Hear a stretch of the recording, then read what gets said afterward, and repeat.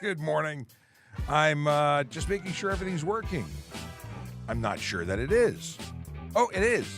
But I didn't get a warning this time. Instagram. What has been happening up until now is I'd get a warning. Do you really want to be on Instagram? What does it mean when they're giving you warnings like that? Like, should I be reconsidering?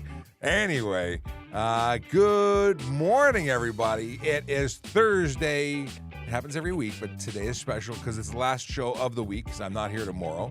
But today is still here, and we are going to answer your traffic and police questions. That's what we do here every single day that we're live.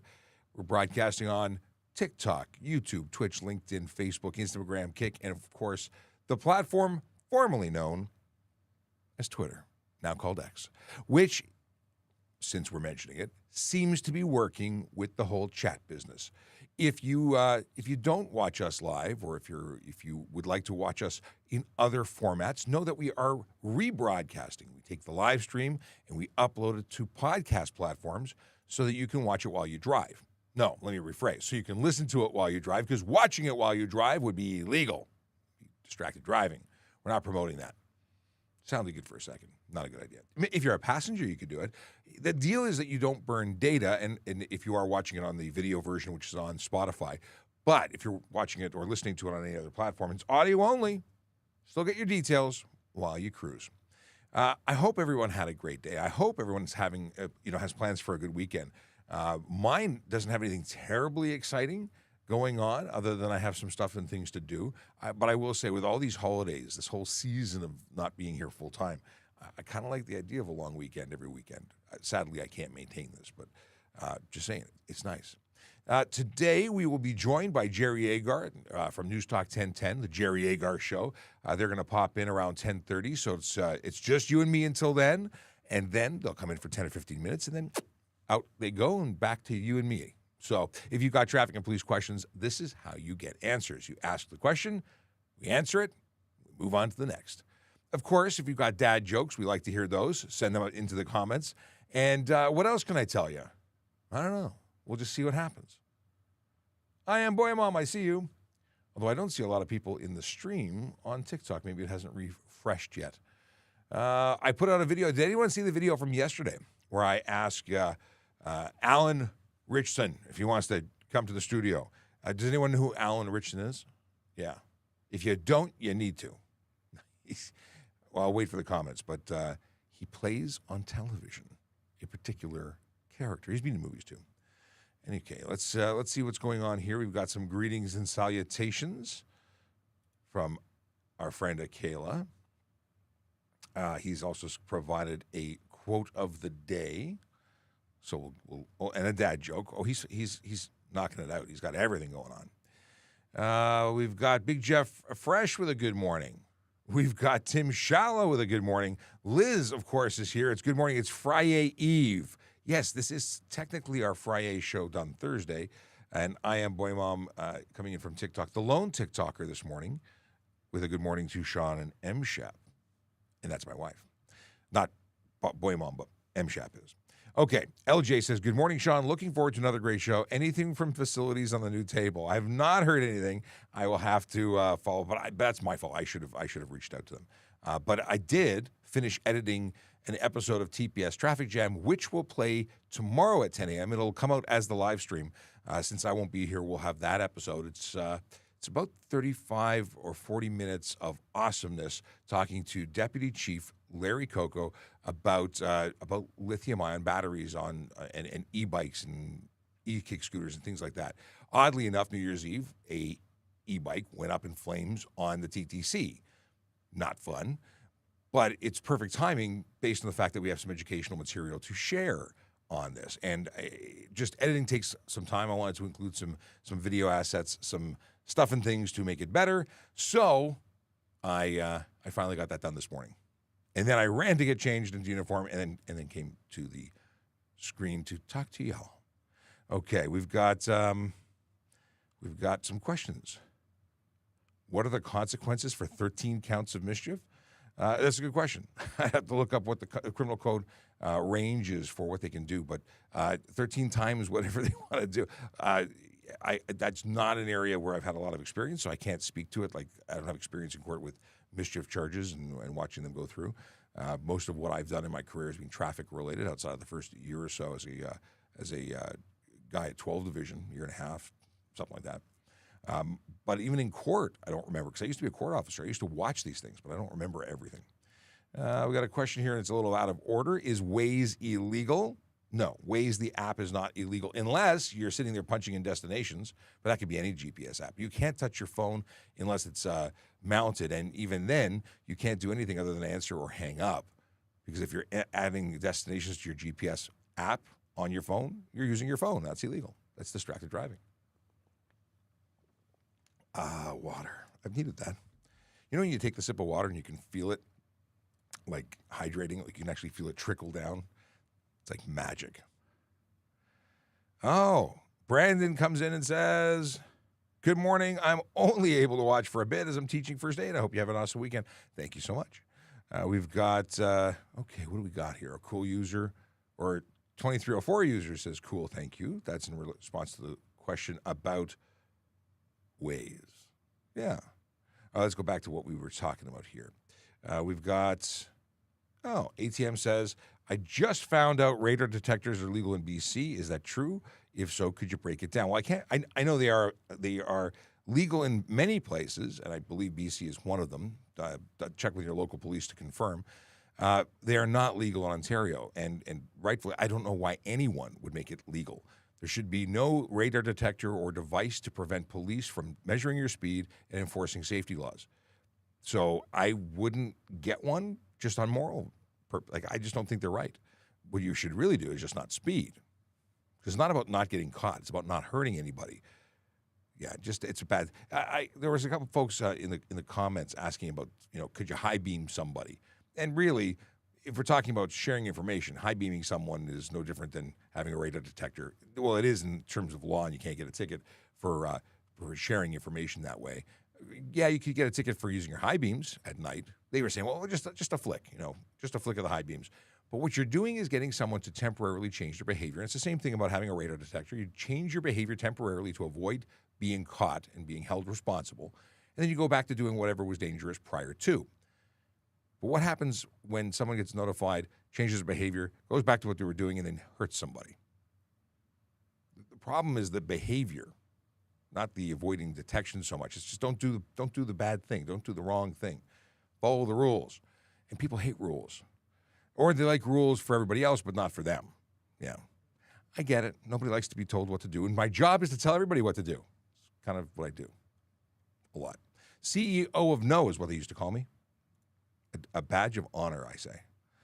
Good morning. Is it okay to drive on any highway is it okay to drive any highway with a G2? Yes.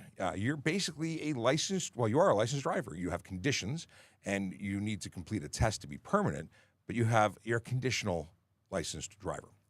I'm going to go with that terminology. You can go anywhere.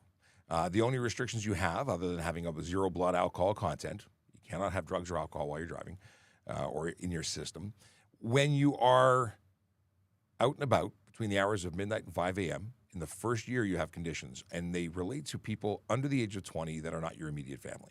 You can have no more than one of them between those hours in the first 6 months, and no more than 3 in the second 6 months. And that's sort of to prevent you from having unwanted distractions and so on while you're driving, I would assume, although no one's ever actually told me what it was.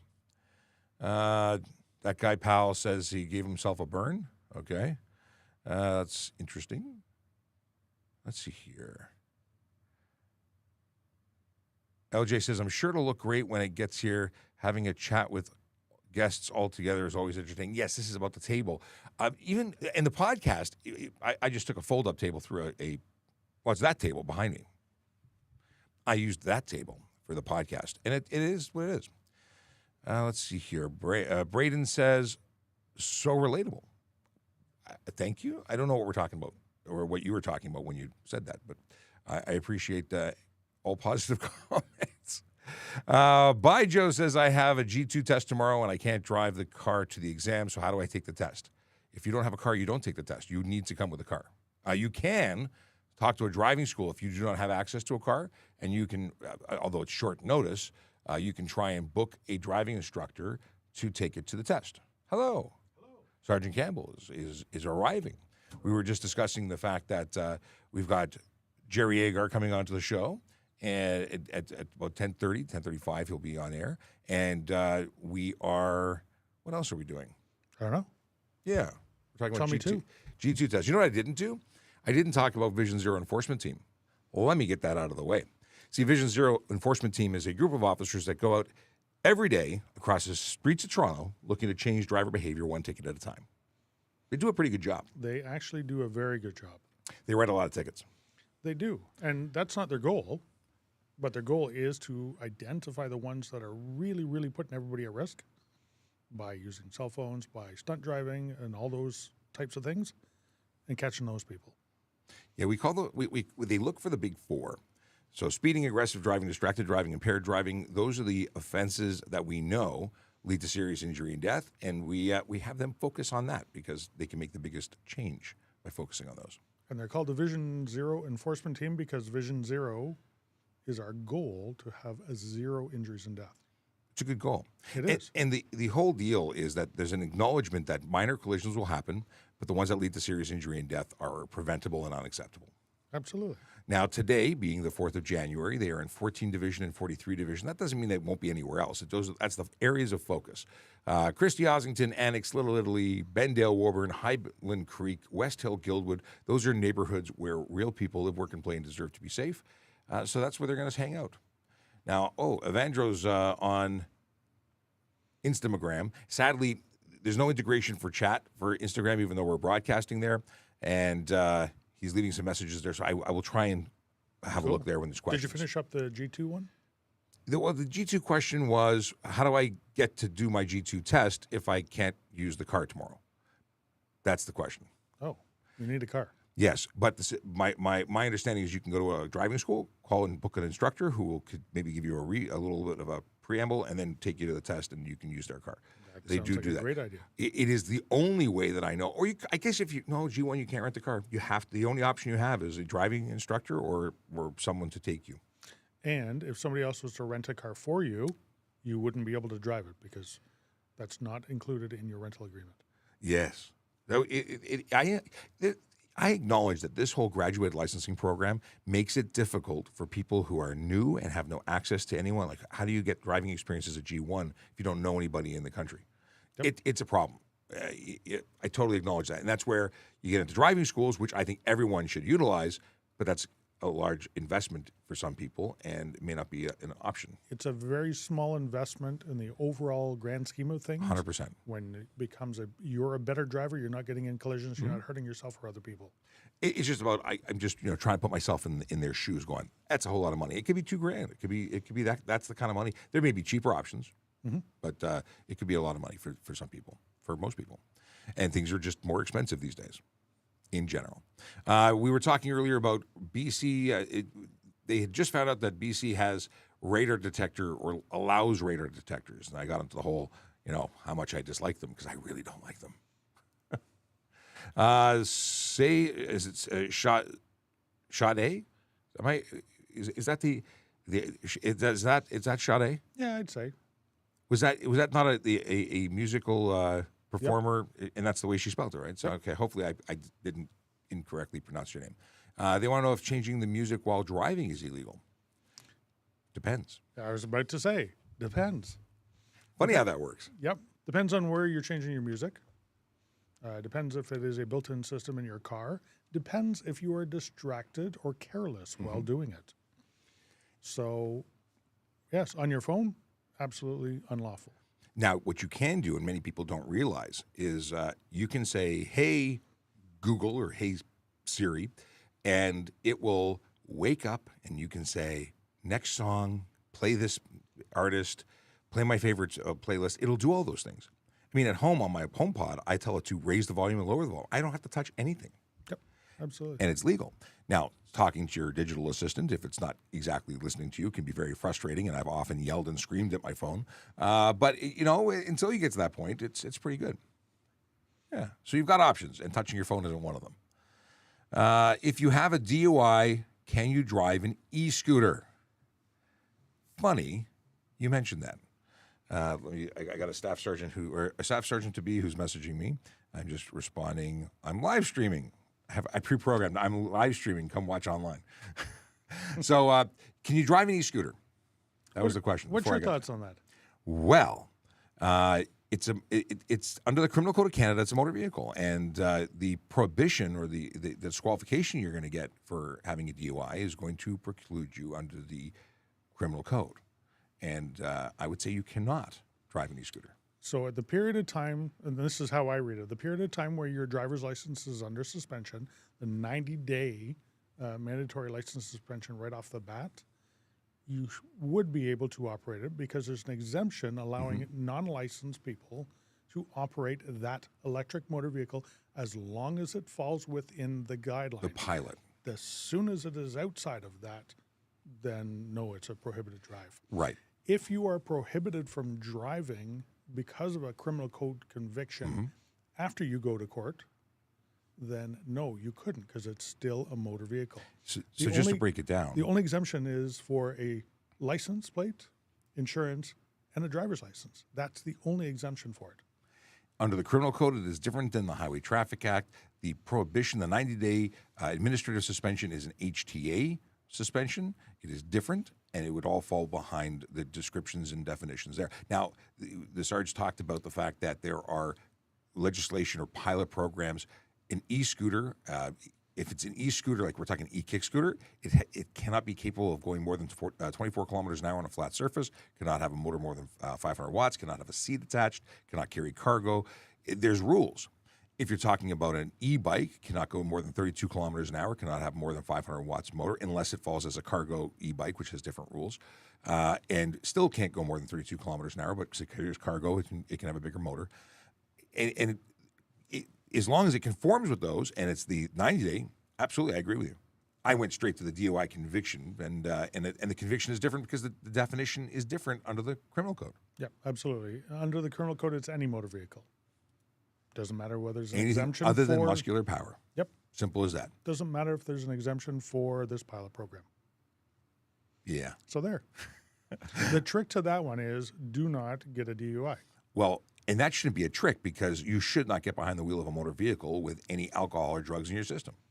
Make good plans. Yep. We saw a whole bunch of people, and one of the things I have to do this afternoon is film the video, which is the wrap-up from New Year's. But I think it was 23 or 25 people that were arrested over the New Year's long weekend. It was the 26th for the Christmas long weekend. It's just too many. And we'll go over stats. We're talking 20. Oh, at the time that I was interviewed by the CBC, I think it was 2,340 charges laid over the year. That's just too many people who are doing stupid things. I don't think, and then I know that we have a lot of people on here that have different opinions about some of the laws out there. I don't think there's one person out there that thinks that impaired driving is a smart thing or should be allowed. Well, because it just kills people. Sure, but so does distracted driving. Both things should not be happening. Listen, there are people who have excuses for everything. Well, it's an emergency. Well, I need the car for work tomorrow. Well, it's only close to home. I can't tell you how many times we hear from people who say, you know, their friend's daughter left a party a kilometer from home and never came home. Like just so many stories of heartache and tragedy. But let's move on. Harmighty says, good morning. I had you on screen before. I'll put you back there. And then Sean says, I think it's Sean. Yes. I have a radar detector in my car. How much is the ticket? If you're in Ontario, not only will you be losing the device because we're going to seize it. We have the authority to search the vehicle, everything within it, including the persons. And it's a $180 ticket and 3 demerit points, I believe. For some reason, this one, I either say it's 170 or 180 and 2 or 3, and they dance around in my brain. It's one of those, but I think it's 180 and 3. It is 180 and 3. Okay, I'm glad. Because actually I said it correctly then. He hate me is the username. Cops can lie to suspects, but it's wrong to flick the headlights. Okay, we're talking. The flicking the headlights is the concept of warning people of speed traps to prevent them from being caught. Lying to suspects, undercover officers can do things. There's permission to be less than forthright at times. We have to be we are obligated to be truthful in certain things and provide you certain correct information. But other times, if there's no obligation there or no lawful reason to, can we use trickery? The courts have upheld that, yes, especially undercover officers. Yeah. And it's not to dupe you into breaking the law. It's to catch you, criminal activity doer, for doing what you're doing. You're choosing to do it. We're not tricking you into crime. We're not entrapping you. But if you're choosing to engage in criminal activity, we really need to be able to do what we need to do to catch you. But undercover stuff is totally different from what we're talking about on the road or traffic laws or anything like that. Yeah, so you will not find an officer out there that is lying to you while enforcing traffic laws. There's nothing to lie about. And for the folks who think that, well, cops can just say you're going any speed, we could, but that would flush ourselves down the toilet, because you could bring evidence that would totally show us as lying. Like, it just wouldn't be worth ruining my good name on getting you a $20 ticket or a $100 ticket for that matter. It doesn't matter. I don't get commission. I don't make extra money for it. All I want to do is keep people safe. I have no motivation to ruin my career or just to give you a ticket just to be I was going to use a word I'm not going to use, but just to be a not nice guy. Like, there's no reason to do it. So for people who are walking around saying cops lie and give speeding tickets to people who don't deserve them, no, that's baloney. It just is. And in terms of flicking the headlights, that's a moral thing. Why are you helping people make the roads less safe? I know I've said this already once before because somebody else sort of brought it up and I went off on a tangent. Okay. And if you flick your headlights, there's an HGA charge for it. Because you can't use your high beams within 170 meters oncoming, 180 meters? It's 150, no, 60 from rear, 150 from front. There you go. Okay. So many numbers. Okay. Are police scanners illegal? I see them all the time on expensive cars on YouTube, but not sure. I used to have one. I had a scanner because we used to have open, unencrypted channels. Yep. They were trunking, so there was an array of channels, and every time they pressed a button, it would be a different channel, so you had to have one that was programmed properly. But they're not illegal. No, not at all. But we also encrypt now, so there's nothing to listen to. We do. Not everyone. We do. Other police services don't. Fire services don't. Ambulance services don't. No, you can have one totally. Now, are you going to use it in your car? As long as you're not playing with it. Set it and forget it. While you're driving, then no problem. Mike says Bluetooth, and I'm sure this is in connection with it, using your phone legally. Bluetooth is a great option. In fact, with Bluetooth, whether it be wired, like with Auto CarPlay and whatnot, that's usually wired. They have wireless versions as well. You can use all the controls on your steering wheel to answer and hang up. It's so much safer.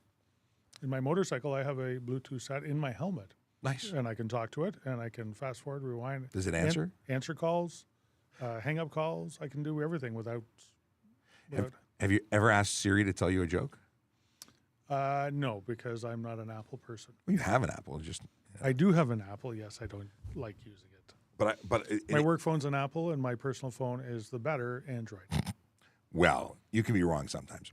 Let's see here. I just because I think it's neat. Tell me a joke.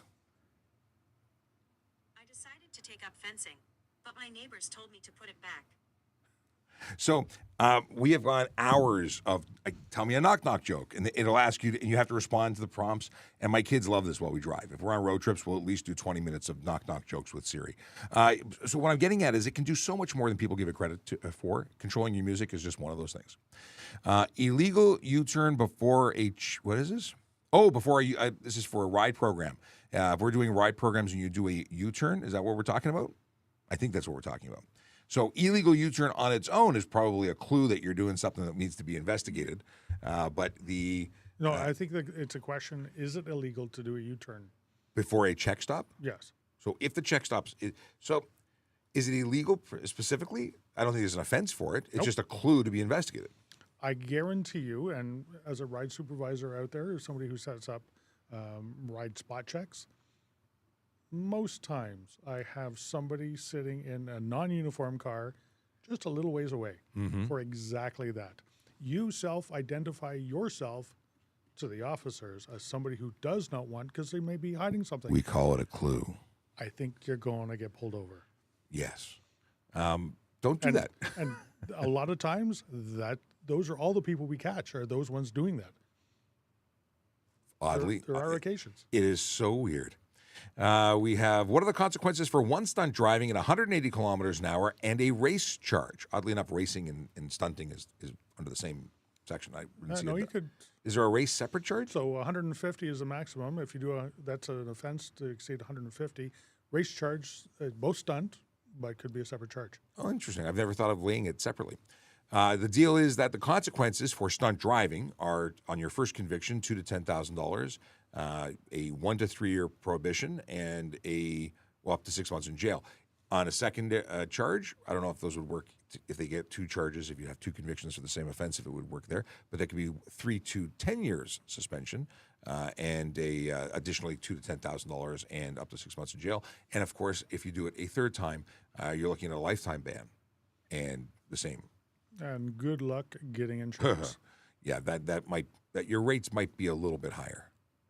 I am Boy Mom says, good morning to the good sergeant. That really stuck, the good sergeant business. Yeah. Well, good morning. And Thin White Line Interceptor, a.k.a.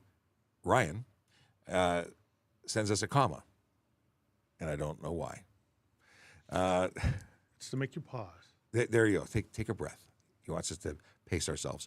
9 Live says, not y'all normalizing the cops. They must be so bored they need to go live. This is our tax money. So I love when people open this door because I walk right through it. This is the most cost-effective way to spend time with a whole bunch of people making content that is educational. We are helping lots of people. Now, how many people are in the live now? How many people were on the live yesterday? We're looking at, on average, 5 to 10,000 people these days. Prior to the algorithm shift, we used to have live streams of up to 40,000 people. So obviously there's an interest in knowing what we talk about. Now, I saw a video yesterday, or a live stream, where someone was demoing technology where they beam you into a hologram box. It's just, they've been talking about this for a while. So you can do presentations that looks like you're really there in a box. They had 6,000 people in the live. We're not that channel. But for the people who want to know stuff, we provide information that obviously people want to know because they're asking questions. And is it taxpayer money? Yeah, I'm being paid for it. I'm here. And on top of that, hopefully, we're saving you money because if you are not sure on something and you want to ask, we'll let you know. And then you don't have to go out there and get caught and have to pay a ticket. I like to say, if you want to know stuff before you do stuff so you don't get caught doing stuff, being charged for doing stuff, then you should follow this channel. So if you are not following this channel yet, what are you waiting for? Hit follow, share, like, subscribe, whatever platform you're on, because we're on a bunch of them. And for TikTok in particular, please like the live. Hit that screen so your fingers go numb. It really helps. I don't ask people to do it very often. I should, but I forget, and we just move through things. Let's see here. Why can't we check our phones at a red light? Because the law says you can't. You're driving. It says you're driving. Driving is being in control of a motor vehicle. And being aware of your surroundings, what pedestrians may be walking up, may not be walking up, what is crossing in front of you, what blew in front of you, if it's a garbage can that you can't see all of a sudden now, you're not paying attention. And it upsets me when I'm behind you when the light goes green and I sit there and sit there and sit there and then have to blow my horn to wake you up because you're too busy looking at... You're interfering with traffic. At us on TikTok. Yeah, it's a problem. Mind you, there are people who have done that, but it is your responsibility, your sole responsibility when behind the wheel of a motor vehicle is to be safe. You're listening for sirens. You're looking for hearing or looking for things that are happening around you. Paying attention to changes. You look down, you look up. There could be somebody in your blind spot now. Like it's just you need to be switched on when you're driving, or don't drive. Simple as that. Checking your phones at lights. Maybe some places wouldn't do it. Like maybe other jurisdictions wouldn't enforce it. I can't speak for them. Maybe other states or provinces make it lawful, but it's not here. $615 fine, 3 demerit points, 3-day suspension on conviction. Pull over to the side in a safe parking area. Legal parking. Put your car in park. You don't have to switch it off. Put it in park so it's not able to be set in motion. Look at your phone. Get back to driving. Chase says, now that Frank has his own TikTok account, how long until a VOC and Frank Sloop collab? So I'd love for that. Have you watched Frank? Fridays with Frank? Frank Sloop, he's a deputy sheriff. Is he in Texas or Arizona? I forget now. But I follow the main channel on the other account. But that's fantastic. If he's got his own channel, a collab should definitely happen. I like it. If I was on the road, I'd be doing what he's doing because he is awesome. And I'm sure his surname, he gets an awful lot of Sloopy. From the song? No, Sloopy from his last name. Yeah. Kind of close to mine. My nickname at Oh. one point was Soupy. Well, that makes sense. We'll have to talk about it when we do our collab. There we go. 2002, Acura MDX says, what's the fine for having more people than there are seatbelts in the car? Well, there's a seatbelt charge for the person who's not wearing the seatbelt if they're over 16, or you or the driver gets that. Is it $240, I believe, for each one? But there's also a ticket for having too many people, and I don't recall offhand what that is. More people than seatbelts. Let's have a quick look. Yeah, so the driver is liable for it, and anybody over the age of 16 is also liable for not wearing their seatbelt as well. So you can get it as a driver, and your passengers can get it as well. And you get all of it if people are under 16. Yeah, and which is all the more fun because only one court date. I'm going to remind you, it's 10:30. I'm waiting for them to pop in. That'll be a nice alert. We're going to have Jerry Agar on News Talk 1010 pop in. That's the plan. A lot of people are sending me messages today. I can't find it. Where is it? Did you renew your thing? I did. Okay, well, I'll let you look at it while I mention this. What was I going to mention? Oh, a lot of people sending me messages saying, hey, are the laws changed? Did the prices go up? Is it all... I have not been able to confirm any of this information, but it is not unusual for the MTO not to tell the police about changes in law. What are we talking about here? So I got an Instagram message, and a whole bunch of people in the comments are asking, apparently it's circulating that there's new laws in Canada when it comes to fines for seatbelt and HOV and child in car seat. I can't find anything like that in Ontario. I've searched the Ontario website. I've searched their media release gallery. They talk about towing and changes, but that's the only thing. I know there's an awful lot more legislation enacted for towing, but other than that, I haven't heard of any changes in the HTA at all. Yeah, no, I've not either. Maybe it's proposed. It's very possible that it's proposed. We do. Oh, here's News Talk popping in. Hello, News Talk. Hello, can you hear me? I hear you. Okay, great. What are we looking at? 4 minutes? Yes, we'll be up in 4 minutes. Would you mind giving me a 30-second heads up in the private chat window whenever when we're 30 seconds out? Yes, I will. I appreciate it. Thanks. And if we can have no radio noise in the meantime, we'll just leave you on mute or unmuted, but we won't hear from you. Yeah, you don't want the program in your ears, right? Right. Okay. Yep. Awesome. See you soon. So that was the control room at News Talk 1010, because in about 4 minutes, we're going to be joined by Jerry Agar on, I kind of mushed his name there, Jerry Agar on News Talk 1010. And what do I have? I have this wonderful, other than the fact that it has a Discord logo on it and it has the old Twitter logo, I need to update this. If you are interested in calling into the show, 416-872-1010 or text 71010, and maybe you'll join us live on the air. I'll leave that on screen so you have the telephone number while we prep, and then we'll do some other questions in the meantime. Is it illegal to have a wooden truck bed? No. No.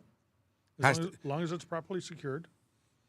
In fact, some modified trucks, as long as they are built properly secured, covers over the two real wheels, and nothing is loose on it, some of them look pretty darn nice. They're classic trucks. Oh, love old pickup trucks. Yep. Question from Conky. Can you go over the rules about passing a stopped police vehicle?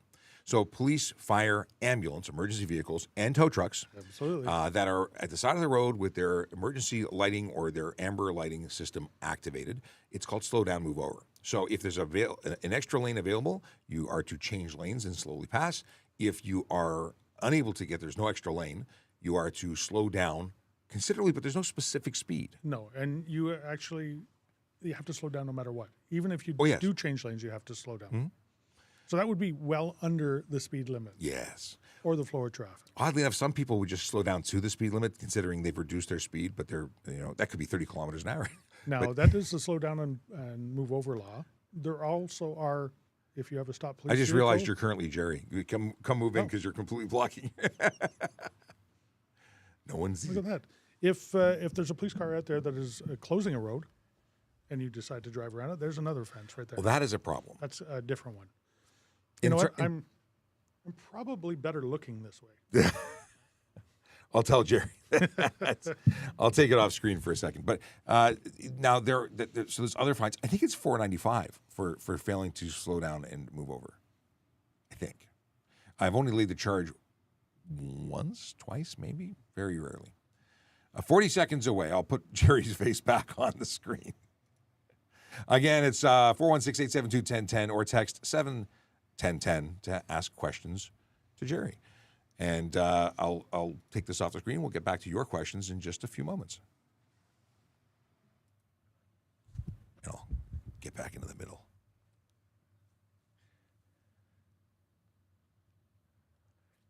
Flagging some questions for when we get back. 40 seconds is a lot longer than you'd think. Here we go. Still not hearing anything in case you're...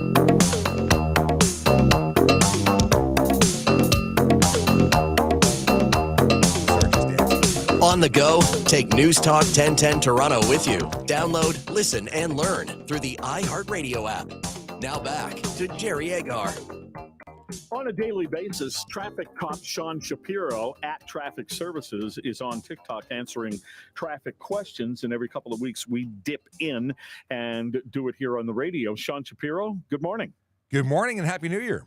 Same to you. Good to have you. I was just talking to Councillor Stephen Holliday about City Hall looking at, they haven't decided 100% yet, but they're looking at significantly upping the number of red light and speed cameras out on the streets. How do you react to that? Well, I personally think that's a great idea. I'm a big proponent of speed reduction and safety. Now, how they would do that, that's a Toronto thing because we don't have, as the Toronto Police, have anything to do with them running that program. But I think it does work. I think cameras that are there all the time does incentivize a reduction in speed.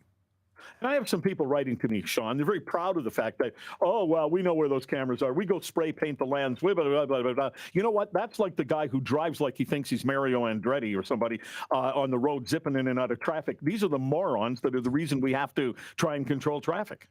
Yeah, and that's a mischief charge. You're getting into criminality now if you're going to go modify those. And oddly enough, we know it's happening because they go and monitor, clean, and maintain. So they're just playing games, but they are putting themselves at risk for criminal charges. All right, and we're taking questions here at 416-872-1010 on any traffic question or issue that you have. 416-872-1010. Toll free 877-518-5151, 518-5151, and you can text at 71010. In fact, here's a question from Kingston. Is it illegal to pass a police officer if they're going slower and under the speed limit?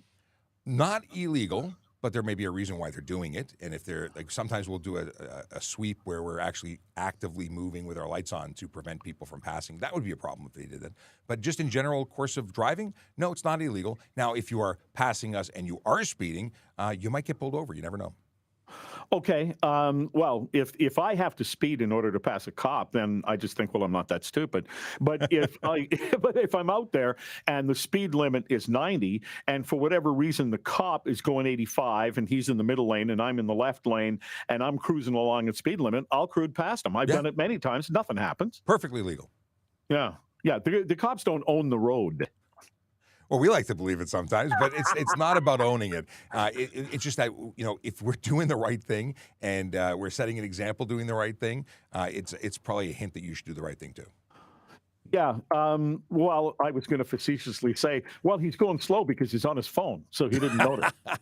Well, you know, it's funny you say that because it really upsets my viewers to know that police can legally use their cell phones, their computers, and their radios while driving, but nobody else can. And it's that whole concept of public safety. We acknowledge that it's a distraction, but it's one of those things that we have to, measure as to what's priority at the moment. Here is John from downtown. Go ahead, John. Hey, good morning, Jerry. Good morning, Sean. I provide security services to a couple of condos in the downtown core.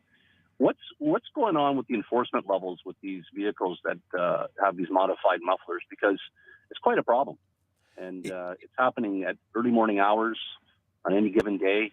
These things are echoing off of each building, waking people up. What are the enforcement levels like on that as we stand here today? Well, it is one of the number one complaints of Toronto residents, these modified mufflers, and some of them aren't even modified. They're just stock cars that happen to have this burble tune and are set to, like Mustangs, you can change the setting to make it louder with a stock setup. In any case, we are actively stopping and charging people for unnecessary noise. If we find them without a proper muffler, we charge them for that as well. It is obviously something we care about, we're interested in doing, but it's not our number one priority. We focus our efforts on the big four: serious injury and death-causing offenses like speeding, aggressive driving, distracted driving, and impaired driving. So with the resources we have to balance it, and we do our best. All right, great. Thank you. Yeah, thank you, John. Here is Ernie from Hamilton. Go ahead, Ernie. Hey, how are you? We're My well. question has to do with bicycle lanes. Are bicycle lanes considered to be two-way traffic lanes or one-way traffic lanes? They're one-way issue traffic there- lanes unless they are marked contraflow. So I've seen people do some wild things on them, but legally they are one way only. So the issue is when you make a right turn and you're looking left for traffic and you make a right turn and the bicycle is coming down the lane in the wrong direction, who's at fault? You need to make your best efforts to look and have your head on the swivel, but that person will be driving incorrectly and could be charged for it, and they should be held responsible for it. Right. Bicyclists just don't know that rule. They just don't understand. Yeah, they do. They just don't care. That could be. Thank you very much. All right, Ernie. Well, along that line, this is what really ticks me off, Sean. It's this new system they've put in place now where I'm coming along Adelaide and I want to turn left on John to come to work, and the light changes and it gives a right of way to the bicycle riders and won't let me turn left. I got to wait for a whole other cycle. Guess what's not there? Bicycle riders. Except yesterday there was one who just went through the red light. So what's the point? I hear all sorts of stuff, and I've seen a lot of interesting things too. I will say this: there's a lot of good riders, and there's a lot of bad ones, just like there's a lot of good and bad drivers. Hopefully you are blessed with all the good ones when you're on your road next. No, when it comes to bicycle riders in Toronto, there are a few good ones. Oh, okay. Here is Tony down in Downsview. Go ahead, Tony.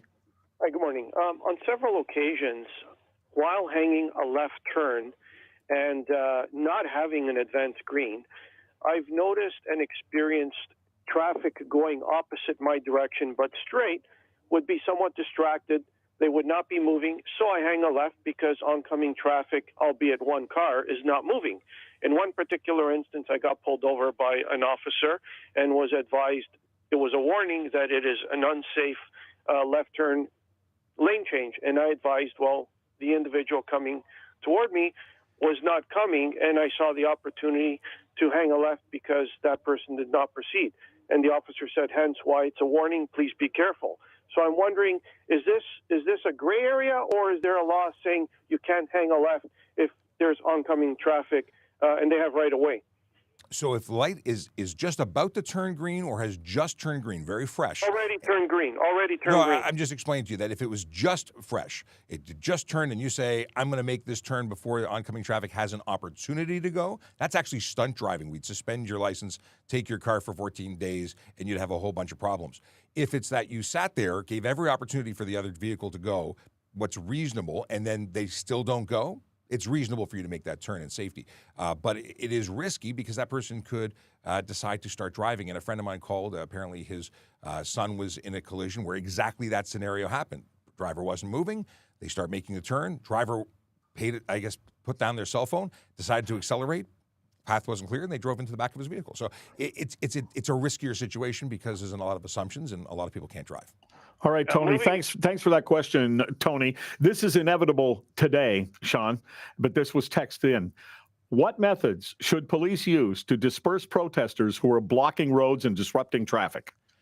That is a complicated question, and I don't have a very good answer because it's not something that's just traffic. That's something that involves other layers of policing and command, and they make decisions to be the safest and not escalate things. But I think they've been doing a very good job of trying to keep the peace, and unfortunately, that also creates some traffic issues. The Supreme Court says that you not only have the right, you as officers have an obligation to do something about blocked traffic. They're not doing it. I've absolutely heard that, and I've seen lots of video where there's a lot of unhappy people. I've unfortunately not had the opportunity because I'm not on the road to be out there and experience it, but I would love to see things moving in the city. Here is Leanne from downtown. Oh, good morning, everyone. Happy New Year. I'm calling about a question concerning liability for an impact during a parallel park. I was parallel parking into a spot on the north side of Danforth, and here in Toronto. And I've been parking for a long time. I've been driving for 45 years. The lady behind me, who I saw before I commenced my turn into the spot, and she had been also proceeding in a westerly direction. I looked behind me, checked my mirrors, made sure that I could stop. Okay, you know, when you're looking for a parking spot, sometimes you're going slow and people behind you are getting upset. But anyway. Okay, so you're trying to parallel park. She hit you from behind. That's the question. Sean, what's the answer? No, she passed me. She was impatient, and I was mid-park, and she struck me as I was completing my park. Well, the person driving around has to make sure they're clearing your vehicle and going safe. You have an obligation to ensure that you're doing what you're safe. So the investigation would look like at all the factors, and there may be a shared responsibility determined after the investigation. And at the end of the day, the insurance companies are going to make the final decision. You're backing up on a main road, and hopefully there's no other way to parallel park. You have to back in. So at the end of the day, the person who is accelerating around may have caused that. They would have been making a turning movement, changing lanes, and would hold the majority of liability. All right, thanks. Thanks, Leanne, for your call. Thank you, Sean Shapiro. You're going to continue on TikTok? Right until 11 o'clock. At Traffic Services. Thanks very much. All the best. This is the iHeartRadio Talk Network. And they're out. That's it for another Jerry Agar segment. I love when we get to connect and do that. It's been a while. This has become a regular thing for quite some time. And, I appreciate that commitment that News Talk and Jerry Agar have had, spending time with us and helping promote what we do here and answering the folks on the radio. I never get the opportunity to talk to Jerry, so maybe at some point we should bring you in. Well, yes, because we've had Aaron on the show, who, by the way, is engaged now. I don't know if Jerry knows, but we should tell him. Anyway, thanks, News Talk. We'll see you soon. Oh, you see? News Talk says you should come on sometime. Let's do it. Next time we'll have the sergeant. Okay, more of your questions now, because that's what we do. We talk to you. Okay. Scrolling back, actually, I'm going to scroll way, way back. Way back. Hey, if you're watching on Instagram, we love you, but it doesn't work as well as we like, and that means you may not be able to get your message through. If you'd like to join the rest of us, the widescreen version, go to youtube.trafficcop.ca or go to trafficcop.ca and choose any one of the social media platforms that isn't Instagram. Colby Gray says, hello, officer. Are you fit for duty? I wonder what they're asking. Do you mean that is my fitness level up? Am I capable of being on the road? Am I sober? What is your question? Because fit for duty could be a bunch of different things, and I don't know where you're going with it. Either way, I'm fit for duty. I would have been sent home if I was unfit. By me. Yes. Supervisors, they do that sort of thing. Fitness, I weighed myself this morning. I'm not as fit. I'm not. Christmas and New Year's was not good to my my weight. So I didn't. I'm back on track this morning. I'm like I can't even have a Egg McMuffin type thing. Like I'm done. And no breakfast. Okay, moving on. Kayla's back, and we have Northern Pike who says hi everybody. Let's see here. We're trying to scroll back because during the Jerry Agar segment we got a whole bunch of messages, and I want to try and get all y'all. Okay, I think this is pretty. Joe, is it Joe? Joe identifies as not one but two farm animals. That's okay. You're allowed to identify any way you like. Okay, can I drive with a cracked windshield on the passenger side? No. But why? It's only a crack. So not only is your windshield part of the structural integrity of your car, depending on the crack, if it is and my rule of thumb is if it's in anywhere that is the swept area that the windshield wipers would be cleaning, it has to be clear of anything, including cracks in there. Safety, you got to see where you're going. Got to see what's out there. Yeah, it's a problem. Now, will you get a warning? Will you get a ticket? It's up to the officer's discretion as to how they proceed, but it is not lawful. And you may find yourself being even taken out of service with the right person. And I've done both. Now, we have a question from Liz. What if I high beam someone to communicate that I want them to proceed? For example, four-way stop, change lanes in front of me. I'm pretty sure I've been high beamed a TPS car. Pretty sure I've high beamed a TPS car to let them go first. So is it a problem? Is it technically legal? Is it generally accepted? Is it a momentary thing and everyone understands? Would it be better to wave if instead of high beaming? Will you get a problem? Probably not. But is it technically unlawful? Technically, by the letter of the law, yes, it is. But no, we understand what you're doing. We understand why you're doing it, and being nice to other and communicating with other drivers, that's perfectly acceptable. If you go over to Europe, all the cars, their horns are connected to their high beams. So if you push your horn, your high beams come on as well. And that's there to communicate with other drivers as well. So, you know what? I think they should have that here. Let's see. Oh, I also like city and highway horns.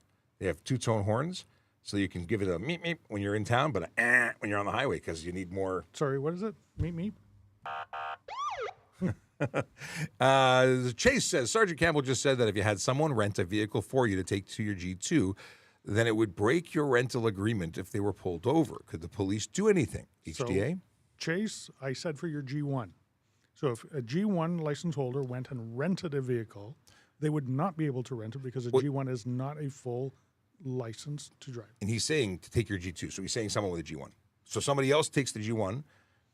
Mind you, if they want to know that it's only licensed drivers. The rental agreement depicts who can be behind the wheel. So you have to let everybody know who's going to be driving the car. They have to be over a certain age if that's what the rental agreement says. They have to be properly licensed, and a G1 driver is not a properly licensed driver in the province of Ontario. They would not at any point be allowed to operate a rental vehicle. But is there a fine for that? Because if they're with a driver who's licensed, they haven't committed an offense, but the renter has violated their agreement, which is with a private company. It does cause some issues, and if you don't have all that insurance, they probably wouldn't cover you if something happened. Is there a fine for it? Would the police do anything under Probably the HCA? No. But is it a good idea? No. And if you're kind of breaking the rules when you're going for your license test? This is Ryan's question. It was from yesterday. I said we'd talk about it. I forgot all about it. Thank you for bringing it up again, Ryan. What was your inspiration to become a cop? Oh, well, I'm not going to say that I stood on the other side of the bars and looked out and went, this stinks? I could probably do that. I don't know. You know what? It's just one of those things that I've always wanted to do. I've always, thought that I could do. I was the kid in public school who watched other kids, pick on the other kids, and I would come to their rescue. And I would be the guy. You want to pick on him? Why don't you pick on me instead? So you were the protector even at a young age. It just, that's just the right thing to do, and I've always done that. I had similar experiences growing up. I was a big kid, and I got in the way of the other big kid who was picking on the little kid. And when you're willing to put yourself out there and protect other people, that's a pretty good indication that you might make a good cop. And unfortunately, I'm scared of heights, so I couldn't become Couldn't a firefighter. be a fireman. Ladders were out. Betty wants to know if it's legal to squeeze past someone to turn right when there's only one lane. Squeezing past is probably mean riding on a shoulder. So you cannot pass anybody on the right of the roadway except for one condition. If the person ahead has stopped, signals their intention, come to a full stop, signal their intention to make the left turn, and... So that's two conditions, because it's an and you can make the right turn, without leaving the paved portion of the roadway. If there's a paved shoulder, it would be permitted. If it was a gravel shoulder, it would not. Yes. This is good to know. And this is different than saying you're on a multi-lane road, because when I was a kid, I thought multi-lane road, you can't pass anybody by turning into the middle lane. Like if the person's in the left lane camping and at 80 and a 90, could you go 90 in lane 2? Well, you can, but I thought when I was a kid that you couldn't because you can't pass on the right. Because that was always the fast lane, and you can't pass on the right. But you cannot pass off the roadway. But there is an exception, and that is out there because we can't hold up all the traffic for somebody to sit there and dawdle and make a left turn. And usually people bring up that case where an officer was going to be turning at an intersection and somebody blew past an officer off duty onto that shoulder at speed, and that person then had a visit from the officer at home to serve a ticket. And in that situation, that person had done. We're not talking about passing safely on the right in the condition. It was just, I see that the guy's going to stop over there. He was not lawful. That was big news at the time. Okay, what's the punishment for driving with a suspended license? Will you get charged for driving with a suspended license? Is there possible jail time? There is. There is possible jail time. I don't know what the fine is offhand. I think it's up to $2,000. Maybe it's up to $1,000. Drive under suspension? I can tell you. I can't have remember. it here. I can't remember. Sometimes I remember. Sometimes I don't. We'll go with I can't remember. We'll come back to this one. If my phone is in its that's a good question. If my phone is in its holder, is it legal to be on FaceTime? My hands are on the wheel. So, a FaceTime video call is not lawful. Now, technically, if your screen was disabled and the camera was pointed at you, but you couldn't see anything, I don't think that, because you can say, hey, Google, or hey, Siri, make a FaceTime call. But the problem is it doesn't disable your call. So you see a camera, the screen is visible, and that's not lawful. Right. So not only is the screen visible to the driver, which is an offense, you're not using the handheld communication device using your fingers, but you're looking at the screen, which means it's also careless. Oh. Now, like I said, if there was a shroud on the phone, I'm making up something here as a solution. If there was a shroud on the phone, but why would anyone do a FaceTime call if they couldn't see? The whole reason, and what would be presented in court, is that, well, obviously, you're using FaceTime, and I would pull you over because I see that you're using FaceTime. If it was shrouded, I would know you were on FaceTime. That's where this is a conversation of, I don't know, I'm going down this rabbit hole. Going on. All right, going back. Yes, going back. Let's go back. So driving under suspension for the first offense, the fine is not less than $1,000 and not more than $5,000. And each subsequent offense is not less than $2,000 and not more than, once again, $5,000. But it could be an imprisonment of a term of not more than 6 months or to both. Ooh, both. So the fines and imprisonment. So I don't think they give enough imprisonment. Just saying. well, imprisonment costs money. It does. And But it if makes you- people upset. But if you can't pay the money, You have an option. there's an option. Well, a lot of people say that this is just a cash grab. The fact that they give you the opportunity to go to jail in lieu of paying, you have options. There you go. I say that. I know that's not a good option. Okay, I got 3 points how to remove them, or how are they going to go away. Demerit points only stay on your license for 2 years from the date of the offense. So let's say you pay the ticket right away, 3 points are added immediately, and they will remain until 2 years of from the offense date. If you put it off in court and it takes you 2 years to get to court, you'll find the guilty will be added. Your conviction will stay for 3 years, but the points will probably not be reflected on your record. Right. It is from the offense date as opposed to the conviction date, where other things are reflective of the conviction date. And this is really what people don't realize about points is it's not there for insurance companies to rate your risk. That's based on your convictions. Points are there so you accumulate them, and within a period of time shows a pattern of behavior, and we can then, or the ministry can then suspend your license or send you for remedial or do whatever they do. Or just take it away outright. Yeah. But it's totally different motivations, and people get all tied up about points. Yeah, if you're accumulating a lot of them, there's a problem, and you're going to lose your license. But it's not. The points aren't everything. Your convictions are really important, because you can forget your driver's license at home 3 times. That's going to affect your insurance. Yep. So. And that's still a non-driving offense, non-moving. Well, I grew up thinking it was only moving offenses, but it Yep. turns out after speaking to insurance people, they say, well, no. We calculate risk, and if you can't even figure out how to put stuff in your wallet, that's a problem. So it's any offense, even though they may give you some, like they may not some may choose not to include it, but Yep. they can. Let's see. Good morning, Tim. Tim, yes, Tim. Did I put it on screen? I did. You did. Okay. We've talked about this already. Talking about the truck bed. TJLM 2020. It was asked and answered. So, maybe this is a variation. Is it illegal to have a wooden truck bed on a Ford F-250? It's irrelevant. The model. It isn't, because the early models of the F-250s had a terrible engine. And So you just don't like the truck? They're probably still not operational right now. Oh, The newer ones are a little bit better. well, that's good to know. Yeah. How come an e-scooter don't need insurance? Well, Mike, the deal is that if an e-scooter, and if are we talking about an e-kick scooter or e-bike? Well, in any case, if they are qualified, if they meet the requirements of the legislation, they're treated as bicycles. They're given an exclusion from the requirement of insurance and license and so on, because they're treated as bicycles because they conform to safety standards. And those standards require them to go less than 32 kilometers an hour for e-bikes and 24 kilometers an hour or no more than those speeds for e-bikes. It's because they're if they do go faster, they do need insurance. They do need a license. They are motor vehicles, or they were always motor vehicles, but they don't get the protection under the legislation. The exemptions. Yeah.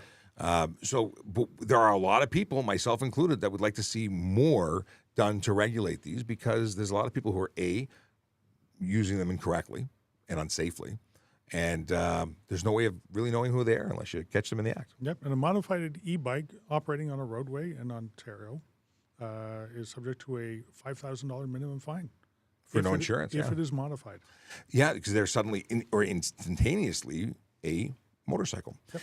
The unicycles, the one-wheeled devices that we see so many people using, they're prohibited from any road in the province of Ontario. If you've got one of those, be on the lookout for the officer who's there to give you a $5,000 ticket or a ticket that's capable of giving you a $5,000 to $25,000 fine for the no insurance alone, because it's a motor vehicle. In fact, it's a one-wheel motorcycle.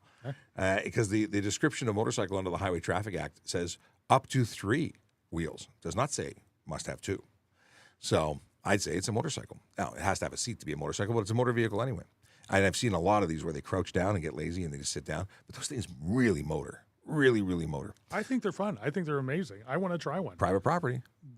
But I'm not going to do it on the road. That's it. Let's see here. It's 11 o'clock, which means I really got to go somewhere, I think. I haven't received a message of my appointment. But let's see here. We'll see if we can get some good ones here. Promo guy. When turning right or left, would you turn your signal lights on when you turn 10 meters away? Oh, you would give them advance notice. The whole idea of signals is to give advance notice to announce your intention to turn so that people can prepare and know what you're doing. If you wait till you actually start turning, that's too late, in my opinion. Yes. You got it, and 10 meters at 60 kilometers an hour is not far away. You're talking seconds. Now, I must admit, when I'm sitting in a long lane of left turn only traffic and I'm 30 cars back, am I sitting there with the blinker going and a clicking away? And no, I'm not. I put earplugs in, it's fine. Because I'm not making a movement at that point, and I don't have to notify anybody that I'm about to make a movement. When I come up to the intersection, absolutely it's on, and I'll do my movement that way. A follow-up there. E-scooter, yes, not those bicycles with the weird motor kits people buy and affix to bicycles. Those are absolutely prohibited motorcycles. In the States, apparently, if they're under 50 cc, or in some provinces, no one cares. But here, we care. It's a motorcycle. Yep, 100%. Yes. TAC Boss says, U.S. laws are different than every state. Is it the same way in Canada? Yes. Every province in Canada has their own provincial traffic code. Traffic laws, yes. But criminal code, we're the same. Whereas in the States, every state has different criminal law. Penal codes. Penal codes? Penal codes. There's federal law for some. It's really, really wild. Like mail fraud, federal. Murder, drugs, state. Drugs? Is drugs? Federal. Well, they have federal and they have state drugs. It's a totally different system. I am happy that I know the one that I know, and I'm happy that I don't really need to know, other than don't break the law, what it is in the States, because it's confusing. And I don't know how you deal with all the borders and state and city. Everyone does different. It's very confusing. So I wonder if that'll ever change. Courts, even in Canada, different laws, different courts, different. Mm-hmm. One of our courthouses was a provincial court and a traffic court and a bylaw court and a federal court. Well, that's not that confusing. But TAC Boss, very interesting stuff. If you want to, I'm assuming by your name you might be in law enforcement. If you are and you want to talk about it, maybe we should talk about things. Send me a message and we'll talk, because I'd love to know what jurisdiction police officers are in elsewhere and what their laws are. And I think it would make for an interesting discussion. Elmo be pimpin'. I saw the TikTok recently about eating in the car. Is that not hands-free ticket? So the discussion was that it is not against the law to eat and drive in Ontario. Other provinces and states may have laws that specifically say it's not legal. However, here, you can, as long as it doesn't negatively impact your ability to safely operate your vehicle. If you're all over the road, it's careless driving. So It depends, but it's not. Like if you put a Werther's mint in your mouth, it's not illegal. If you take a bite out of a French fry, no. If you're eating soup, I was about to say, what about your oatmeal in the morning? And you get your spoon and I have full on seen people have a 3-course meal. I 100% careless driving. Oh yeah, I had a guy who drove his cube van into a giant cement truck. Just the cement truck was one of those big jobby, like 4 axles, 5 axles. And it was dragging this cube truck down the street. Didn't even realize it even hit. That's how heavy it is. And when I investigated, the guy said, "Oh yeah, my brakes don't work. That's not me. It was the truck." And I looked down on the ground, and there's a box of rice and peas on the ground he had been eating while he was driving, and that went to the report. The brakes don't work if you don't press them. It's funny how that works. Yep. Or if you're going too fast and don't press them in time. Yep. Either way, the brakes worked great. I tested them. Let's see here. Is it true? This is Cassandra. Is it true that anyone with a handicap can park for free on streets? So, if you have an accessible permit that's issued by the City of Toronto, we have certain, or actually issued anywhere. We accept them from other places. If you have an accessible permit, you can park on street parking for free in the pay and display in the no parking zone. But anywhere else, no stopping, no standing, you will be ticketed. There's no exemption there. And towed. If you're on street parking, that is good for 3 hours. You are extended to 24 hours, which I thought was pretty neat. So there are some benefits, but you actually have to go apply and have doctor sign off on you having them. It doesn't have to be visible. A lot of people say, well, you walk just fine. You're fine. You don't deserve to have. No. There's other reasons for people to have these things. It's up to the doctor's discretion as to whether or not they meet the criteria for applying for one. If you need one, there are forms online. You can get all that information. Now, what about motorcycles? They don't have to pay in pay and display. No, they don't. But they have to adhere to all conditions and all signage. Yes, and no parking zones. They're subject to those as well. Absolutely. There's no exemption there. And there's no accessible permit for motorcycles that I'm aware of because they would go missing. Absolutely. You could technically put one, but it wouldn't be there when you got back. And back when the pay and display was a thing, when you actually got a piece of paper that you had to display, how do you display that on a motorcycle? Well, that's why I changed. But that would go missing as well. Yes, and people would put it on their car, and they'd be like, I got free parking. Just the motorcycle gets a ticket. We talked about this. Is it illegal? We talked about that. If my phone is, no, they're asking the same question multiple times. We are not at high-speed response. It's a lot of delays here today with the radio and whatnot. What do we got here? Michael wants me to talk about the protests and things, but there's a lot of stuff going on, a lot of feelings. I mean, we talk about big feelings in my house with my kids, and there's a lot of big feelings going on. I don't talk about politics here. I stick to traffic stuff, and it's unfortunate that people aren't getting along. That's ultimately where we're at, where I'm at in terms of watching what unfolds on our streets. And I don't think it's good for anybody. No, I don't think what's happening overseas is good for anybody. I don't think what's happening here is good for anybody either. Yeah. So we got so many of the same questions, and I got to go because I've got an appointment. But we have a air-cooled red fax. Did I read that right? Yeah, he was. That person was on. Yes, he was. Yep. And he says, we did it. We finally having a little snow in the eastern townships of Quebec. It's not much, but still. So does that mean you can hop on a trailer and do your thing? You know what? Let me know when there's enough. I'll come for a visit. Sounds good. You are now the official notifier of snow, and then the Sarge will come for a visit. I do believe that the FMCQ has one area about 300 kilometers just north and east of Montreal that is open. Mount Valin, I believe, is open.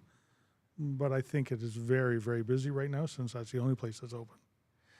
Now, Glamorous says, my computer in my car would prove otherwise if this was to happen. People check your car for this. I don't know what we're talking about. There's no context to this comment that I can see. Maybe I missed it earlier, but I don't know what you're talking about. Listening to beep, beep, beep on the scanner. How fun is this? Big OG says, is this a battle to see who recedes first? Oh my goodness, I'm winning. It's all good, but it's not a race. I don't normally have this much hair. This is very unique for me. This is my hippie look.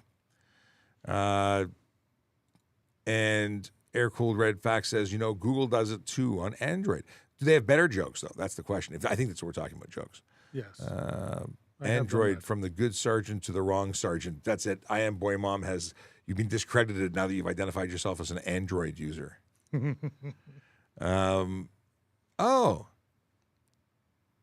My favorite morning show, Air Cooled Cat Daddy. Well, now we have 2 air cooled users. This is becoming a thing. No, that wasn't air cooled. That was air. Was it? Was it? Yeah, it was air cooled. Yeah, there's 2 air cooled users. Well, thank you very much. We appreciate it. Do you not set up a spot check just after an intersection, giving a citizen a choice? Nope. There's no choice. Isn't ride check soliciting ticket, or did they change that rule? So a ride spot check is an acknowledged infringement on your charter rights. And however, because people said, well, that's not right. And then the courts determined that it was absolutely right and allowable based on the fact that it's for the betterment of society as a whole, for the safety of all. So, yeah, it's not fun. People get caught because of it, but it's because they're breaking the law that they get caught. And to momentarily have an interaction with police is not seen as a violation. Boom, boom, boom. Oh, bro got tired of running after people. I'm assuming, asking why I'm here. I'm here because I actually got injured. That's how this all started. I got injured on a motorcycle crash, and now I think that regardless of what was going on, this is a worthy thing. That even if I was good to go, I think we'd still somehow manage to do this. Yep, maybe not as often. Maybe we'd only do it when time would permit, but maybe we wouldn't do it from here. Maybe we'd do it from somewhere else. From the road. That would be very cool. Awesome guys from Cordy72, thank you. And they say thank you. I say thank you for the thank you. They look the same. Look at their foreheads. Bring on Officer Arsenault on the show. We've talked about it. I've run into him a number of times. He's retired now. He's no longer a police officer. He works in other areas, but he's still a big advocate of road safety and policing, and he does a lot of content on his channels, and who knows, maybe we'll do that one day. Can you imagine people watching while driving? I have seen many. I mean, I can't imagine them watching me while driving, but I can imagine because I've seen people watching Netflix, IPTV while they're driving. I've seen all sorts of insanity. We did have one person say that they were driving while watching us one time. I think they were joking. I think there was an LOL in there. So Lambley says, I actually find this all very helpful because I've been scared of the police since I was 6. Well, I'm so happy to hear that. Yes, we're here about traffic and talking about things, but we're really here about everything, and we're developing a relationship. We know each other now. Honestly, this has been a huge thing. I've had so many people reach out, similar but not the same message to what you're saying. And yeah, we get to tell people that we're real people. We get to talk about donuts and dad jokes and all sorts of stuff. So I'm so glad that you see benefit here and that you feel that this is a positive thing for you. Let's see here. We got Sugar Glider. Doesn't the Highway Traffic Act start that you need to be caught in the act of committing on and on by we got cut off there. I think I know where you're going. By an officer, not a camera. So this is probably when we were on the air with Jerry. In fact, I think it is. The deal is that did you want to cover that? So I was going to say there's 3 different situations. The camera is an owner liability offense. There's no points. It doesn't go against the driver's license. It doesn't go against the person, just the owner in the vehicle. Yes, we are the witness if we catch you doing something, and we will go to court. But there are other situations as well. We're not around for every collision that happens.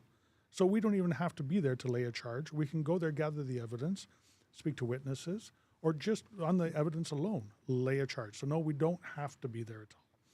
But the owner liability offenses, I think there's going to be more and more of them put in place where owners of vehicles involved in the collisions may be a fail to remain, held liable for that. Owners that are doing, allowing their vehicle to be used in certain ways are going to be liable for that as well. Not all charges require an officer to catch them in the act. Information and evidence can be provided.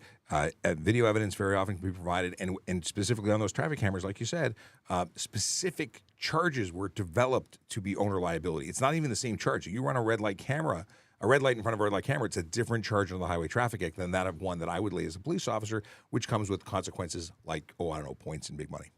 Oh, the big money still comes, but not the points. Yeah. And Europe doesn't do it that way. They actually charge the owner with points. And they can identify the individual, because they take the picture from the front. They just do it differently, and maybe we need that. Might change the behavior more. What would you recommend as a phone holder, suction cup on glass, or dash? I use a cup holder mount. In other words, my phone just needs to be secure. I don't need it to be seen so much. I need it to be secure. Window is infringing or prohibiting me from seeing through it. I was about to say, as soon as it goes up on the window and it blocks your view of any part going forward, you're going to take it for that. And you may or may not. I've seen some good ones that have the long, what's it called, gooseneck that comes down and the phone is actually below the dash. I've seen vent mounts. I've seen all sorts of things. I think the most secure one is a cup holder. The problem is it takes up a cup holder. And then your wife says, where am I supposed to put my cup? So I bought a cup holder that has a phone mount on an arm that's offset and still has a cup holder. Of course you did. I found it. It was an Amazonian thing. And I have seen some people not so smart make the decision to put their cell phone right there on the window, right there. Yeah, really bad. I've seen them on the left near the A pillar. I've seen them on the steering wheel. Somebody makes a dumb product where they put it right over the airbag. So when the airbag deploys at 200 miles per hour, it then propels the cell phone, which is sometimes made of titanium or metal, into your glass, into your face. It's brilliant. Wonderful. I have a feeling they're probably meant for handlebars.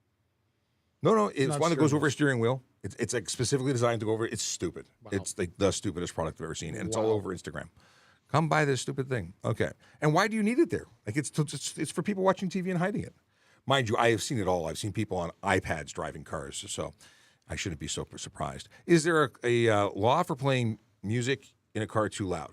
If the music is so loud that I hear it outside, if it's filling the streets and vibing or not vibing with certain audiences, if it's too loud, it's too loud. Just like an exhaust system or honking your horn, you get a ticket for it. If it's affecting other people, it's too loud. If you are on a highway and nobody is around and you want to crank your music and nobody hears it, Well, go right ahead. Even if your windows are opening with the Doppler effect in play, no one is hearing it. Yep. It's really not much of an issue. They may get a zap of some loud, but it's probably not an issue. There City are streets. certain days that I totally enjoy cranking up the tunes. I'm old. I don't do it anymore. I have no interest in No, it. I totally do. But I don't do it to affect other people. Not out giving window tint tickets today. Shocker. I actually don't go out to give tickets at all, as much as I'd love to, because I'm all about safety. No, I'm here serving you through education. Let's see here. I bet you his car is tinted. I'm possibly Guessing? got a ticket for it. Yeah. Is it legal turning left on a left turn lane into the rightmost lane of a 2-lane road? No. That's an improper term. Yep. Turn Proper turn dash multi-lane highway is what is going to be written on the ticket when I give it to you. There you go. Radic, good morning. Just want to say that I'm not against peaceful and lawful protests, but is it illegal for passengers to wave large flags out of moving vehicles? There's a couple of issues there. It depends. It does depend. There's an issue of obscuring the driver's view, side mirrors, front window. That's a problem. Insecure load, that could be just that's unsafe to have a large flag sticking out of a thing you're only holding being on to held. it? It's not mounted. Nope. So insecure load, especially a flag that is carrying the wind, that could be a projectile, a large piece of wood.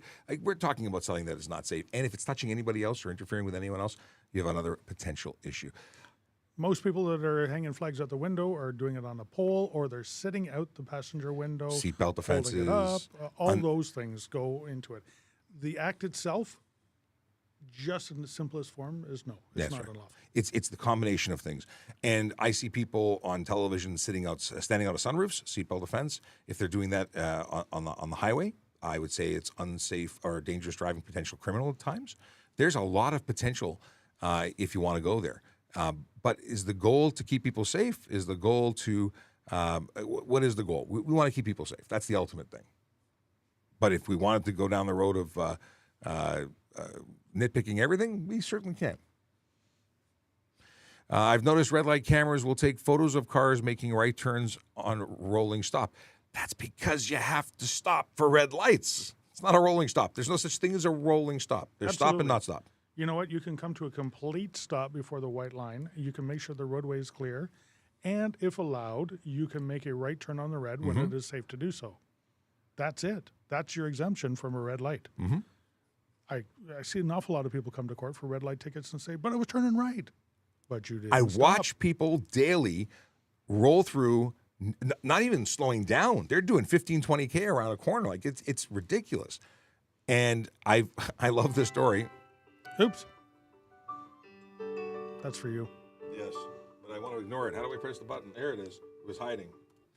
The deal is that people are. My favorite podcast episode was the one with the Toronto enforcement, the automated enforcement group, and the guy said, I forget his name, escapes me at the moment.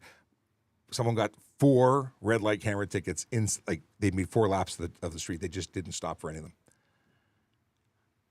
them. There's nowhere where a red light means don't stop. Right. Nowhere. Not even for us or fire trucks or any emergency vehicle. We have to come to a complete stop first. I love Elmo B. Pimpin says, roll and stop isn't a stop, and you couldn't be more right. Thank you. I appreciate you. Colby Gray really has a thing about hair, or he's really into us. I don't know, because he can't stop talking about us. What was he saying? He says, never seen so much hair in my life. Hair? I It's I a don't know. severe lack of hair is what's Well, going on no. here. It's facial hair. He's jealous. Oh, okay. Let's see here. Okay. Have you guys ever heard of ghost police car in Chicago, police car that are left parked with lights? Some police services in the GTA do this, where they take a police car, they leave it at a set somewhere, and it appears that you're doing enforcement. People, oddly enough, do the right thing when they think there's a consequence attached. I think it's a great idea. I love it. I think we should put police cars. There used to be cardboard cutouts, and those I thought were creative, but now they've actually amped up to a full-on police car. Chris has a serious question, but I don't know if they've asked it. Caught going 179 on the 410. What are the chances I beat that? Probably low. It's 179. 179? Why did you have to go 179? Well, he probably had to go to the bathroom, or maybe he really wanted to go see his mom. Yeah. Yeah, there's no excuse. Will police act on my dash cam traffic videos? Yes, we can. It depends on what's on there, but absolutely. And in fact, even if it isn't enough to lay charges, it's enough to start a file. You make a report. We can do it online. If it happens to the city of Toronto, you can go online, tps.ca, and we have a form for that. We have minimum things that we have to prove, though, and before we send somebody to court. We have to be able to go into court and say the date, the time, the location, the driver, the positive identity of the driver. Why it couldn't have been somebody else doing it? But if we don't have enough to lay a charge, and we catch somebody at the side of the road, we pull up that search, and it says, oh, on this date and time, an unknown driver was operating this motor vehicle doing exactly what we just saw this person. It's a pattern of behavior. Oh, yeah. And it just helps us in court. I see cops speed all the time. Do they have hair like this? Because it's the same person with the hair. Yeah, cops are legally permitted. They're exempt under the HTA from speed. They're allowed to exceed the speed limit in the lawful execution of their duties. So, yes, we do often exceed the posted speed limit. We talked about this yesterday. We're driving down the highway. Colby wasn't there. Most know people this. would coming behind us would not be doing something wrong as they pass us if we're doing the speed limit, and they were as well. But we get to catch up to them and watch them do stuff that they get caught for. And in the end, it just makes it safer for you. Yes. I am. Are you? Froyo wants to know if cyclists should have to be licensed to use the road. I don't think it's going to happen. In fact, the Toronto website says it's not going to happen. It's been reviewed to determine it's not. They don't want to prevent people from getting around. They don't want to create accesses or barriers to access and transportation. But you are eligible for tickets under the HTA on a bicycle, on a vehicle. Licensing, I probably would say no. Held to account? Yes. Hockey Dad says stunt driving equals guilty until proven innocent.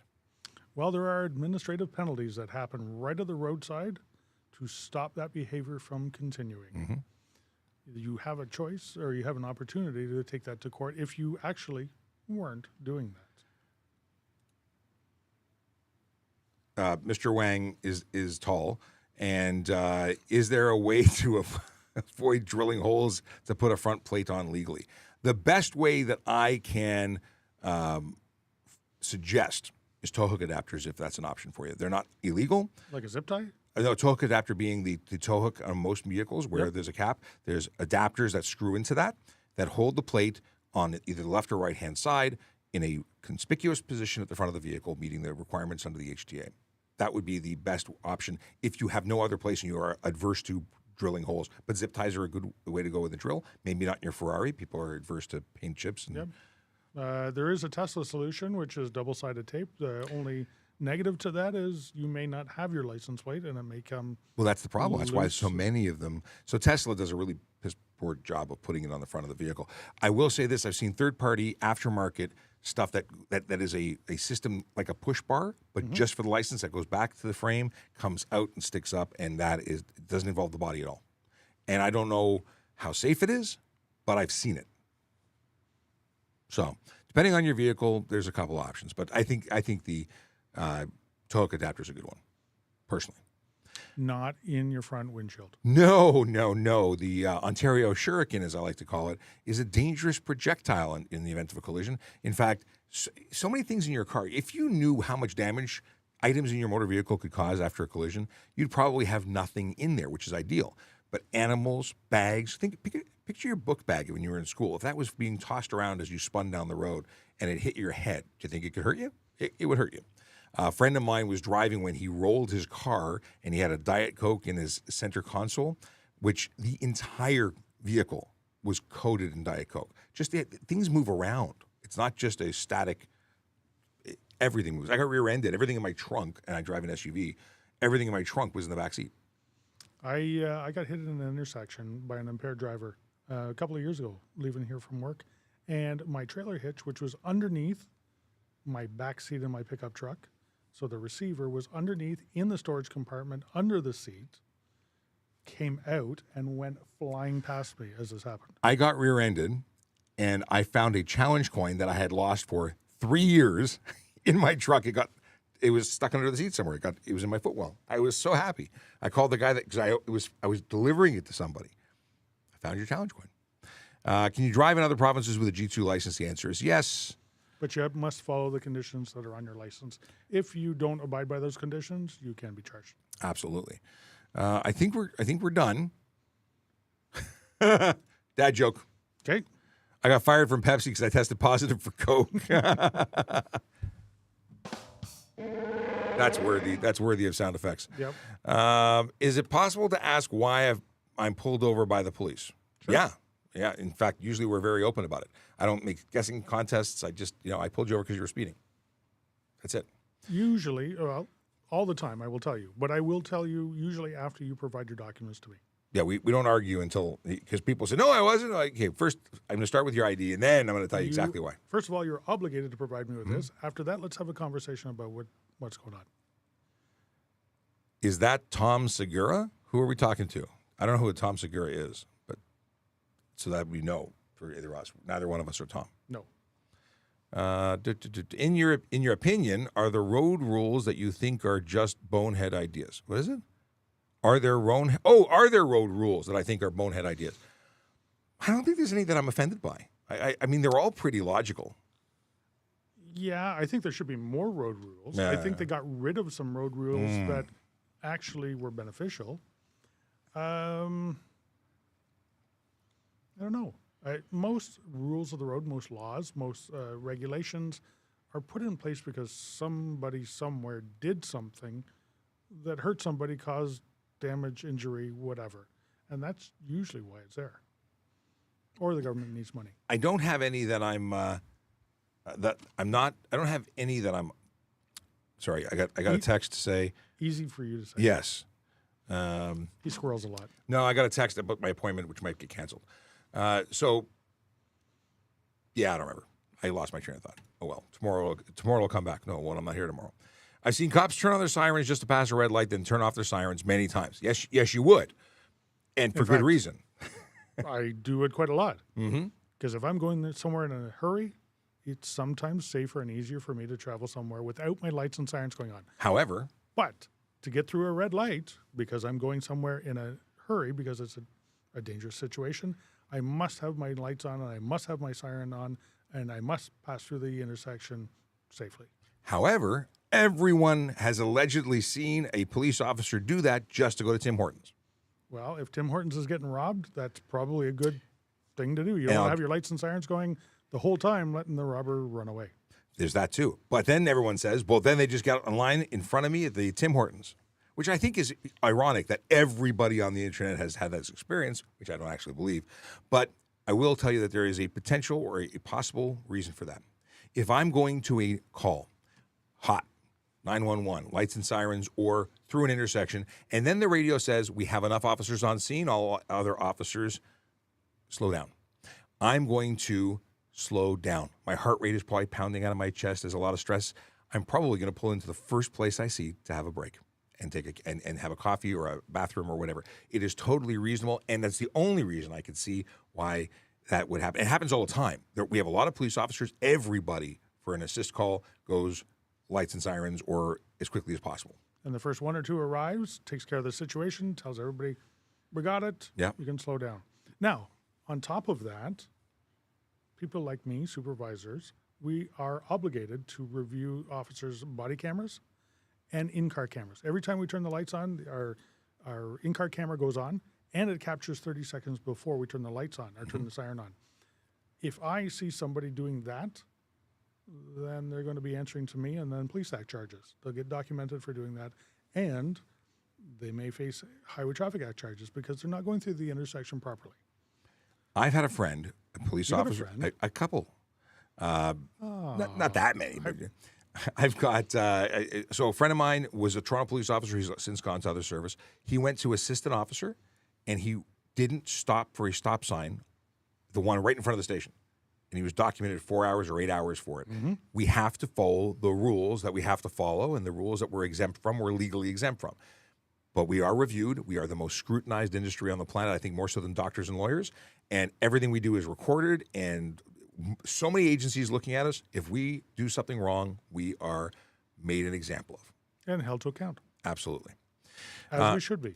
I agree. Are other countries' driver's licenses recognized in Ontario, not asking about U.S. licenses? Depends.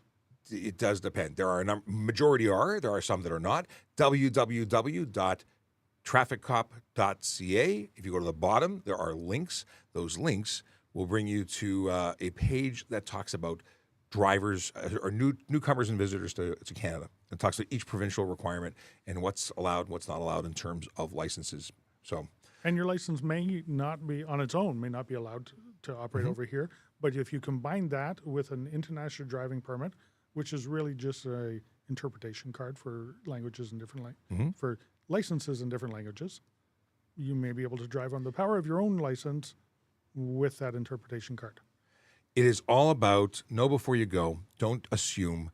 People really, because for instance, the international driving permit must be issued by your home country prior to your arrival. So that's something you have to come with. If you come here and go, I want to rent a car, and they say, where's your IDP, international driver permit, you say, I don't have them, but I have my license, and they may say yes, they may say no. So, and then you have another problem if they say yes and we say no. Then there's charges. It's bad. I would love to keep going. We've been going for an hour and a half, and I have to go. So, I have to go downstairs. It's not a bathroom thing. Have a wonderful day. I will play the Song of Songs for your enjoyment, but we'll be back on Monday. Have a great weekend. You're not here tomorrow? I am. But I won't be here. Fun. Yellow light, red light, green light, go. Driving safely helps the traffic flow. Watch for pedestrians, look out for bikes, and don't drive like a jerk that no one likes. Yellow light, red light, green light, go. Driving safely is the way to go. Put down your cell phone, nobody needs you to text and drive on the DVP. Yellow light, red light, green light, go. Stop at stop signs, look both ways, then go. Seatbelt, save your life indeed. And watch your driving, don't speed. Yellow light, red light, green light, go. Driving safely is the way to go. Don't drink and drive or smoke some weed, because you might go to jail and not get free. Yellow light, red light, green light, go. Driving safely helps the traffic flow. So first things first, I'm trying to get into the Telegram group, and I believe telegram.trafficcop.ca is going to take you to our chat, because Michael said he put a joke that is too long No, he didn't put it up. Okay. Maybe we'll deal with it on Monday if he sends it later. Quote of the day. Kayla Draconis posts, quote of the day, half the lies they say about me aren't true. Yogi Berra. You got a thing with Yogi Berra, man, or a book of Yogi Berra quotes. And he also follows with a dad joke. What did the tiger say when looking at the tightrope walkers? Now that's what I call a balanced meal. Yeah. It's not bad. Let's see here. We talked about that. We got that. Okay, we're done. Have a wonderful weekend. See you on Monday, 10 a.m. We do it all again. Yeah, but tomorrow I am posting the podcast that I edited today with Deputy Chief Larry Coco from Toronto Fire talking about e-bikes. So stay tuned. It won't be on TikTok. It'll only be on YouTube and all the other platforms because I can set that up automatically. Have a good one.